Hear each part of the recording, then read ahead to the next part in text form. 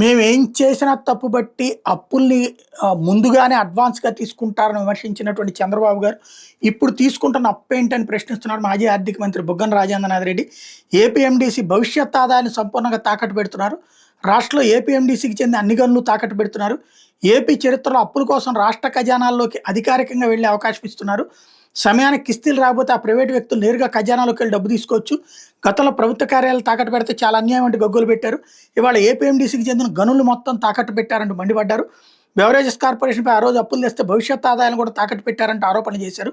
ఇవాళ గనులను తాకట్టు పెట్టడమే కాకుండా ఏపీఎండీసీ భవిష్యత్ ఆదాయాలన్నింటినీ కూడా తాకట్టు పెట్టారు. ఏపీఎండీసీ రెవెన్యూ అంతా ఒకే ఖాతాలోకి వచ్చేలాగా నిబంధన పెట్టారు. ఆ ఖాతాను సంపూర్ణంగా అప్పుల కోసం తాకట్టు పెట్టారు. ఏపీఎండీసీకి వచ్చి ఒక్క రూపాయి కూడా ఇతరుల పనులకు వాడుకునే అవకాశం లేదు. ఆర్థిక సమర్థత ఉన్న కంపెనీలో ఏపీఎండీసీ ఒకటి. ఇప్పుడు దాన్ని కూడా సమూలంగా సర్వనాశనం చేస్తున్నారు అన్నటువంటి తీవ్రమైనటువంటి విమర్శ చేసుకొచ్చారు.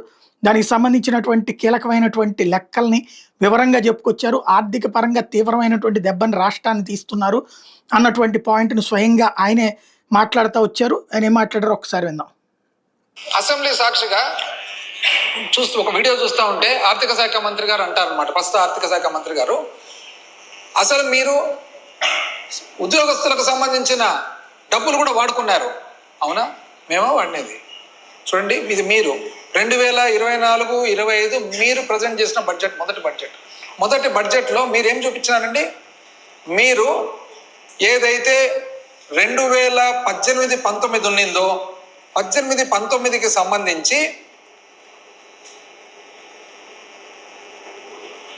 18-19కి సంబంధించి మీరెంత 76,516 కోట్లు మాకు ఇచ్చిపోయినారు. 76,516 కోట్లు. ఏమేమవి? స్మాల్ సేవింగ్స్, చిన్న పొదుపు కింద, ఎంప్లాయీస్కి సంబంధించిన చిన్న పొదుపుల కింద 12,500 కోట్లు, ఎంప్లాయీస్కు సంబంధించిన ప్రావిడెంట్ ఫండ్ 16,500 కోట్లు, మరి డిపాజిట్స్, రిజర్వ్స్ 47,500 కోట్లు, అన్నీ కలిపితే 76,500 కోట్లు. మేము దిగిపోయినాటికి మేము ఎంత అంటే మీకు ఇచ్చిండేది? మీరు మాకు ఉద్యోగస్తులకు సంబంధించిన అప్పు మాకు 76,500 కోట్లు ఇస్తే మేము దిగిపోయే నాటికి మీకు 76,000 కోట్లు అండి ఇచ్చినది. 500 కోట్లు తగ్గించి ఇచ్చినాం. మీరు మా గురించి మాట్లాడతారు. పోనీ మీకు 76,000 కోట్లు ఎక్కడి నుంచి వచ్చింది అనేది కూడా చూడాలి కదా. మీరు ప్రభుత్వం చేపట్టినప్పుడు ఎంతండి మీకు వచ్చిండేది? మీకు వచ్చిండేది 33,000 కోట్లు. అంటే 33,000 కోట్లు ప్రభుత్వ ఉద్యోగస్తుల డబ్బులు మీ దగ్గర ఉంటే, మీరు 5 సంవత్సరాల పరిపాలనలో 33,000 కోట్ల నుంచి 76,500 కోట్లు, అంటే ఎంత? 43,500 కోట్లు మీరు కలిపినారు. మీరు 43,500 కోట్లు ప్రభుత్వ ఉద్యోగస్తుల పొదుపు కానీ, ప్రావిడెంట్ ఫండ్ కానీ మీరు వాడుకొని, మేము ఇంకా 500 కోట్లు తిరిగి కట్టినాము. అంటే ఒక్క రూపాయి కూడా మేము వాడలేదు. మా పీరియడ్లో ఒక్క రూపాయి కూడా ప్రభుత్వ ఉద్యోగాలతో మేము వాడలేదు. మీరు 76,500 కోట్లు ఇస్తే మేము 76,000 కోట్లు వాపస్ పెట్టినాం. మీరా అండి ఇంత అభాండాలు వేసేది మా మీద? ఉద్యోగస్తులు కూడా అందరూ చూడాలి ఇవన్నీ. ఉద్యోగస్తులు అందరికీ తెలుసు కదా, బడ్జెట్ ఇదేమి పబ్లిక్ డొమైన్. ఎవరే కానీ ఆంధ్రప్రదేశ్ బడ్జెట్ లేకపోతే ఈ పేజీకి పోతే వచ్చేస్తుంది. ఇది సంచలనమైన నిజం. ఆయనకి స్పష్టమైన తెలుగు రాక మాట్లాడింది అది. రాయలసీమ యాస అర్థమైన వాళ్ళకి తెలుస్తుంది. అసలు విషయం ఏంటంటే, కాంగ్రెస్ ప్రభుత్వం నుంచి తెలుగుదేశం ప్రభుత్వం అధికారంలో తీసుకునే నాటికి ఉద్యోగస్తుల డబ్బులు అప్పుడు కూడా వాడుకున్నారు. అప్పుడు 36,000 కోట్లు వాడుకుని ఆ ప్రభుత్వం అప్పులు అంటే ఉద్యోగుల దగ్గర నుంచి కలెక్ట్ చేసిన సొమ్ముని వాడేసుకుంది కాంగ్రెస్ ప్రభుత్వం 36,000 కోట్లు. అది తెలుగుదేశం అధికారంలోకి వచ్చే నాటికి. తెలుగుదేశం దిగిపోయే నాటికి 76,000 కోట్లు తెలుగుదేశం పార్టీ తీసేసుకుంది. 76,500 కోట్ల రూపాయలు. అంటే అంతకుముందు 36 పోను, ఇది ఒక 76 అంటే ఇంకో 40,000 కోట్లు తెలుగుదేశం హయాంలో అదనంగా ఉద్యోగుల డబ్బులు వాడేశారు. అది రుణమాఫీకి వాడి ఉంటారా, లేకపోతే పశువు కుంకుమ వాడి ఉంటారో వాడి ఉంటారు. ఆ తర్వాతన తమ ప్రభుత్వం వచ్చాక ఇంకా మేము ఉద్యోగుల నుంచి ఏం వాడుకోలేదు, ఇంకో 500 కోట్లు ఇంకా జమ వేశాం. ఇది ఉద్యోగులకి తెలియాల్సిన అంశం అంటున్నారు అనమాట. ఇది సంచలనాత్మకమైనటువంటి విషయం, ఇంతవరకు బయటికి రానటువంటి విషయం ఇది ఒకటి. ఇకపోతే రెండోది వచ్చాడు surety, guarantee, counter guarantee, warranty ఎక్కడా నిలదీస్తున్నారు. బాబు షూరిటీ, భవిష్యత్తు గ్యారంటీ. ఒకరు షూరిటీ ఇచ్చారు అంతే కదా. షూరిటీ అయితే ఇచ్చినట్లే కదా సూపర్ 6కు షూరిటీ. దానికి గ్యారంటీ ఎవరు ఇచ్చిరి? కూటమిలో భాగస్వాములు, జనసేన గ్యారంటీ. ఆ షూరిటీకి గ్యారంటీ ఇచ్చింది. పెద్ద ఆయన పేరు పెట్టుకున్నారు, ప్రధానమంత్రి గారిది ఫోటో. వాళ్ళు ఏమనుకున్నా కూడా పబ్లిక్ ఏమనుకున్నారంటే పైనుంచి చూసి ఇది కౌంటర్ గ్యారంటీ అనుకున్నారు. ఎందుకంటే ఫోటో పెట్టినారు కదా, ఫోటో పెడితేనే కౌంటర్ గ్యారంటీ అనుకున్నారు.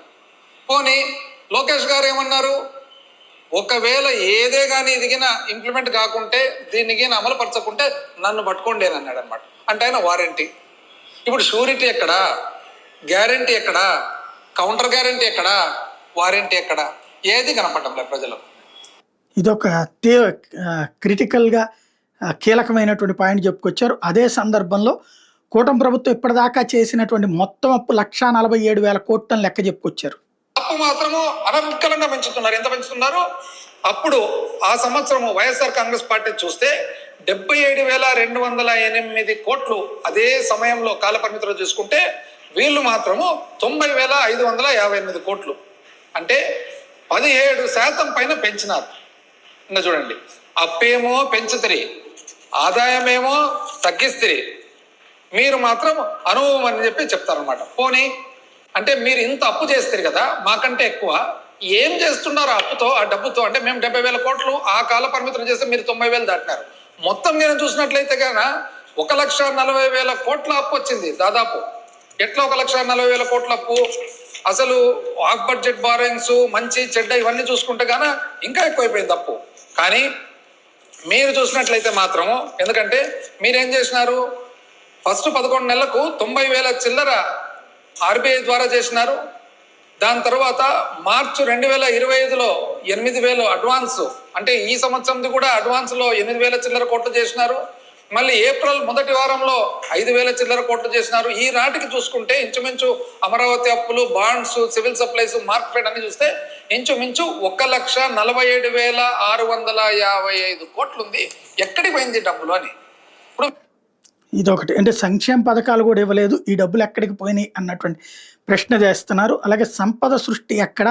2024 ఫిబ్రవరి నాటికి రాష్ట్రం ఆదాయం 81,400 కోట్లు, దిగిపోయే నాటికి ఫిబ్రవరి నాటికి రాష్ట్ర ఆదాయం 80,700 కోట్లు, అంటే 700 కోట్లు తగ్గిందని చెప్తున్నారు.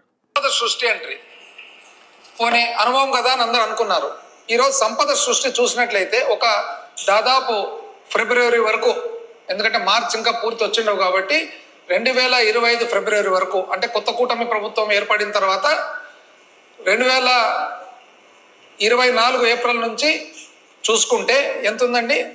రాష్ట్రానికి పన్ను ఆదాయం వచ్చేసి వైఎస్ఆర్ కాంగ్రెస్ పార్టీ ప్రభుత్వం దిగిపోయిన నాటికి పాత సంవత్సరం, అప్పుడు కూడా ఫిబ్రవరి వరకే తీసుకోవడం, ఎందుకంటే యాపిల్ చీనిపండు ఒకటే ఉండాలని అప్పుడు కూడా ఫిబ్రవరి వరకే తీసుకుంటే 81,400 కోట్లు ఆదాయం రాగా కొత్త కూటమి ఎంత తెలిసినా వచ్చిండేది 80,760, అంటే తక్కువ. ఫిబ్రవరి నాటికి చూసుకుంటే 0.78, అంటే ఇంచుమించు 1% తక్కువ.